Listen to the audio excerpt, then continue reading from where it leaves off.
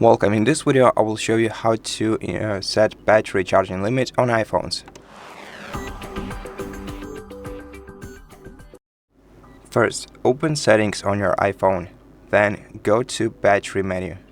And in this menu, navigate down to Charging, and then move this slider to any other value than 100 to set the charging limit.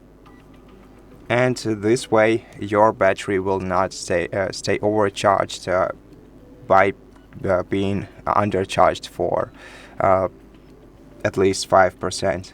But if you just don't want your battery to be overcharged without setting the charging limit, you can set the limit back to 100 and enable optimized battery charging, which will adapt to your habits to help you keep your battery charged just enough.